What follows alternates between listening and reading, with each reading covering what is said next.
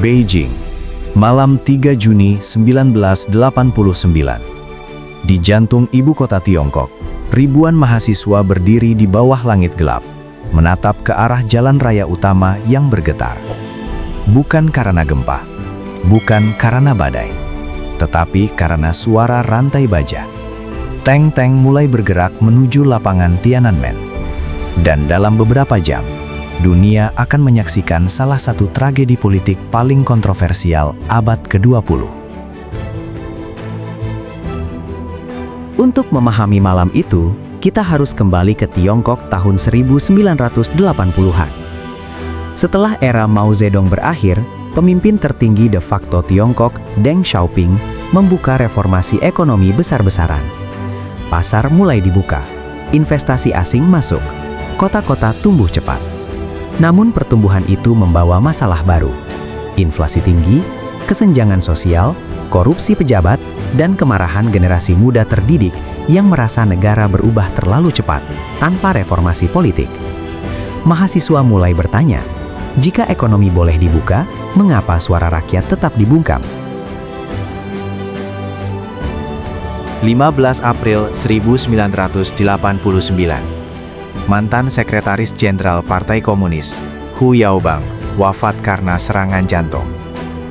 Hu dikenal sebagai tokoh reformis, lebih terbuka, lebih lunak terhadap mahasiswa, dan dianggap simbol harapan perubahan.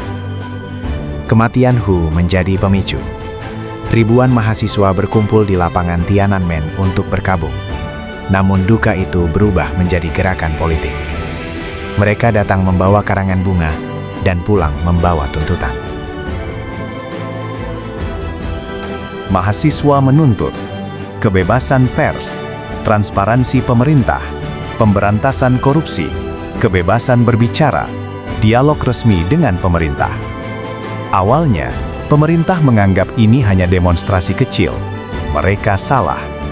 Dalam hitungan hari, puluhan ribu orang memenuhi Tiananmen. Buruh, dosen, jurnalis, pegawai negeri, bahkan sebagian aparat simpati diam-diam. Lapangan itu berubah menjadi kota kecil penuh tenda, spanduk, pengeras suara, dan mimbar pidato.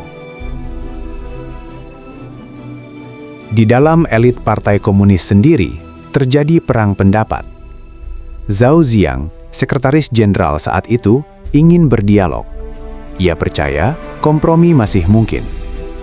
Namun Perdana Menteri Li Peng dan kelompok garis keras menilai demonstrasi ini ancaman eksistensial. Di atas semuanya, berdiri Deng Xiaoping, pria yang memegang keputusan terakhir. Pertanyaan yang dihadapinya, apakah negara akan bernegosiasi atau menghancurkan demonstrasi ini? 13 Mei 1989. Ratusan mahasiswa memulai mogok makan di Tiananmen. Mereka tahu kunjungan pemimpin Soviet Mikhail Gorbachev akan segera berlangsung. Media internasional dari seluruh dunia sudah berada di Beijing. Kini krisis Tiongkok disaksikan dunia secara langsung. Mahasiswa yang lemah berdiri dengan infus, sebagian pingsan, sebagian terus berteriak, "Kami rela mati demi masa depan Tiongkok." Simpati publik meledak, jumlah demonstran melonjak hingga ratusan ribu. Malam 19 Mei 1989, Zhao Ziyang datang ke lapangan. Ia berdiri di hadapan mahasiswa dengan wajah letih, lalu mengucapkan kata-kata yang menjadi salah satu momen paling terkenal dalam sejarah modern Tiongkok. "Kami datang terlambat. Kalian masih muda. Jangan korbankan hidup kalian." Itu adalah penampilan publik terakhirnya. Keesokan harinya, ia disingkirkan dari kekuasaan dan ditempatkan dalam tahanan rumah selama sisa hidupnya.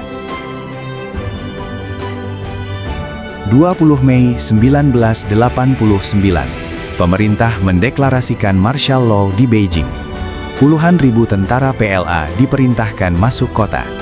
Namun, sesuatu yang tak terduga terjadi. Warga Beijing turun ke jalan. Mereka memblokir jalan, berbicara dengan tentara, membujuk mereka untuk mundur. Selama beberapa hari, militer tertahan. Dunia mulai berpikir, mungkin rakyat menang. Awal Juni 1989, keputusan dibuat di tingkat tertinggi. Protes harus diakhiri dengan cara apapun. Ratusan ribu pasukan dikerahkan. Tank, APC, truk militer, infanteri bersenjata lengkap. Target mereka hanya satu, lapangan Tiananmen.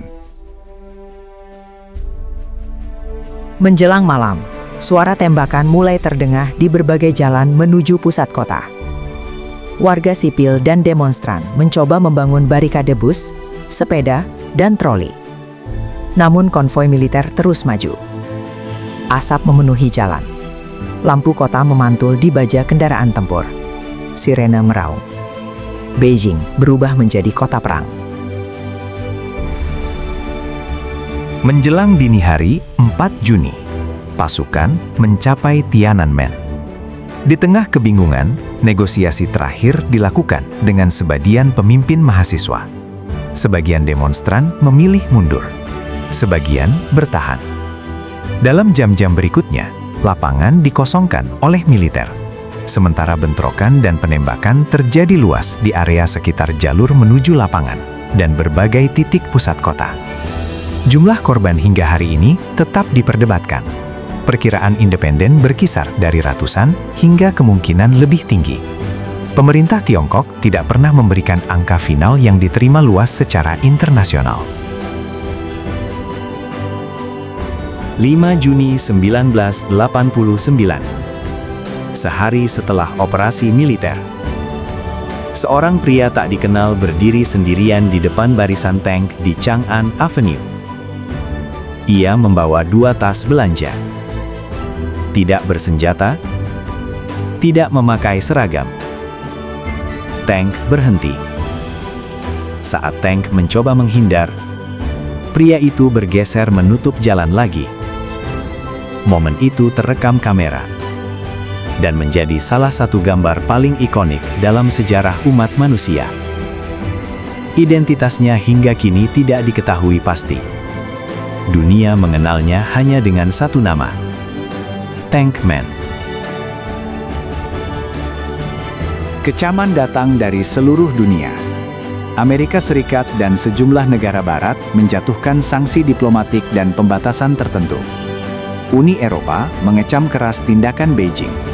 Media global menyebut peristiwa ini sebagai titik balik hubungan dunia dengan Tiongkok modern. Namun pemerintah Tiongkok mempertahankan narasi bahwa tindakan itu diperlukan untuk menjaga stabilitas nasional.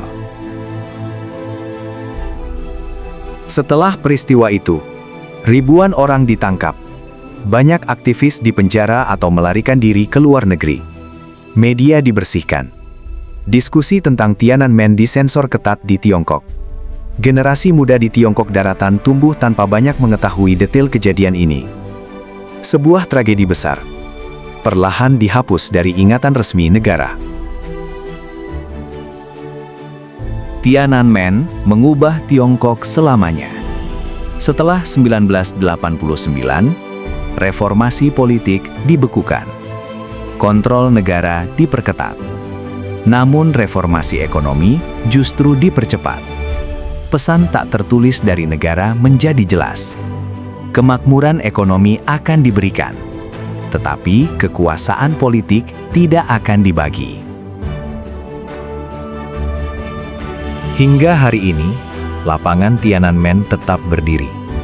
Turis datang, bendera berkibar, upacara tetap berjalan. Namun bagi dunia, lapangan itu bukan sekedar plaza di tengah Beijing. Ia adalah simbol tentang keberanian, tentang kekuasaan, tentang apa yang terjadi ketika sebuah negara takut pada suara rakyatnya sendiri. Dan selama foto seorang pria berdiri di depan tank masih diingat dunia, peristiwa Tiananmen tidak akan pernah benar-benar hilang.